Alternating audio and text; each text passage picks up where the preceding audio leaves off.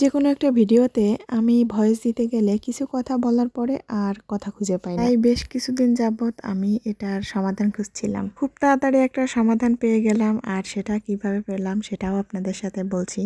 হঠাৎ করে একটা ভিডিও আমার সামনে আসলো, একটা দিদির ভিডিও। উনি বেশ জনপ্রিয় একজন কন্টেন্ট ক্রিয়েটার। ভিডিওতে ভয়েস দিতে গেলে কোন কথাগুলো বলবে সেটা নাকি আগে থেকেই উনি লিখে নেয়। এটা কিন্তু দারুণ একটা টেকনিক। এই কথাটা শোনার পরে চিন্তা করলাম তারা কিভাবে এত সুন্দর করে কথাগুলো সাজিয়ে গুছিয়ে বলে, আর আমি কেন দুইটা কথা বলার পরে আর কোনো কথাই খুঁজে পাই না। যাই হোক, বিষয়টা জানলাম, কিন্তু কখনো কাজে লাগাতে পারবো বলে মনে হয় না, কারণ এত সময় ধরে কি বলবো না এগুলো লেখা আমার দ্বারা সম্ভব না। এটা যখন মনে আসে তখনই বলে দিই।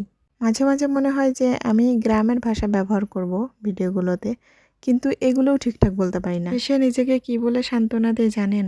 আমি যেভাবে কথা বলি এরকমই তো অনেকে বলতে পারে। আর তারপর চিন্তা করি এই জন্যই তো তারা ভাইরাল। প্রতিদিন রাত্রে ঘুমানোর আগে আমি চিন্তা করি আগামীকাল সকাল থেকে পেজে অ্যাক্টিভ থাকবো, ফটো আপলোড করব, ভিডিও আপলোড করব, কিন্তু সকালবেলা উঠে সেটা ভুলে যাই। যখন মনে চায় একটা ফটো আপলোড করি, একটা ভিডিও আপলোড করি, আবার মনে চাচ্ছে না, একদিন দুই দিন এভাবেই চলে যায়। আজ অনেকগুলো কথা বলে ফেললাম, আর তোমাদের সাথে কথা বলতে বলতে ফুচকা চটপটি সবকিছু রেডি হয়ে গিয়েছে। তোমরা ভিডিওটা দেখতে থাকো, আর ততক্ষণে আমি চটপটি আর ফুচকাটা খেয়ে নিই। টাটা।